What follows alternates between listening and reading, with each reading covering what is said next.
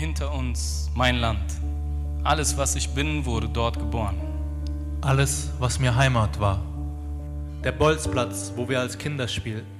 Das Lächeln meiner ersten Liebe. Der Apfelbaum bei uns im Park und der kleine See hinterm Berg versteckt.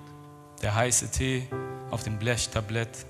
Faltige Geschichtenerzähler, Lachfalten zieren ihre Gesichter. Quatsch machen auf dem Rückweg von der Schule nach Haus. Nachts warten, bis die Eltern schlafen und dann wieder raus.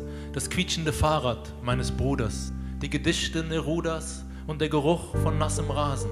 Radios, die gequälte Töne, trotzdem wir Melodien raustragen. Das Singen meiner Schwester am Morgen. Meine Mutter.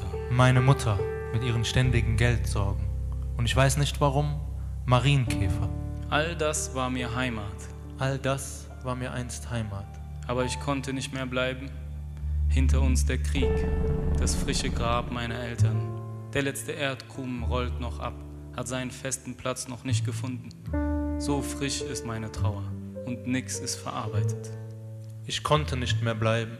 Man sprach von uns als den Todgeweihten. Unsere Leute in Züge gezwungen, die im Rauch der Loks dahingleiten. Unsere Türen zertrümmert, Schaufenster in Scherben. Unsere Eltern verängstigt, Geschwister geschunden und grausame Nachrichten von Freunden. Denen, die noch da waren. Die meisten waren verschwunden. Man konnte nicht mehr bleiben, keinen weiteren Tag mehr. Der nächste Schritt in meiner Stadt ist der letzte Schritt in meinem Land und der schlimmste Schritt dann auf dieses rostige Boot. Was wanken wird zunächst, uns halten wird zunächst und dann wird es sinken, uns dem Meer übergeben. Im Meer so trostlos, der Mond versteckt sich hinter den Wolken. Die Nacht so dunkel, du siehst nichts. Stundenlang nichts. Und wenn ich im Dunkeln die Augen schließe, höre ich meine Mutters Stimme. Um uns her ist nur das Meer, als wär unser Boot das Herz aller Dinge. Ich öffne die Augen und blicke Richtung Himmel. Gebete sind unsere Segel. Rettungswesten werden den Rest übernehmen, nur die Hoffnung können sie nicht tragen. Ein Mann schwimmt auf mich zu. Hier, nimm du, ich schaffe es nicht mehr. 1 Jahr ist er alt und Basim sein Name. Der Vater gleitet aus der Weste ins ewig dunkelblaue. So wurde ich das erste Mal Vater. Im Meer also, per Übergabe also.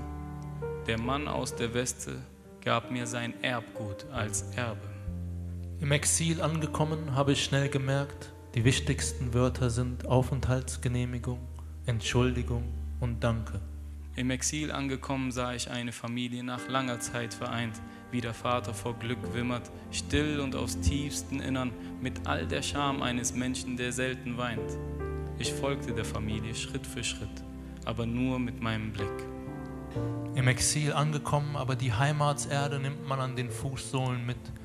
Denn ich bin von dort und ich habe Erinnerungen. Ich bin geboren, wie die Menschen geboren werden. Ich habe eine Mutter, die mich liebt. Und es bricht mir das Herz. In den Briefen, die sie schrieb, sehe ich, wie ihre Hand inzwischen zittert. Wenn ich nun Heimweh sage, sage ich Traum. Denn die alte Heimat gibt es kaum.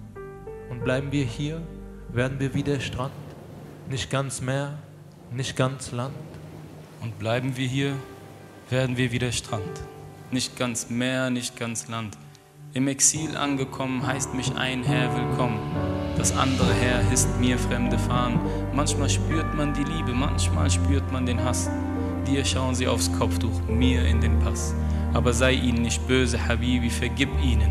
Sie vergaßen die Liebe, sie vergaßen die Bibel. Wünsch ihnen den Frieden, im Gegenteil, zeig's ihnen.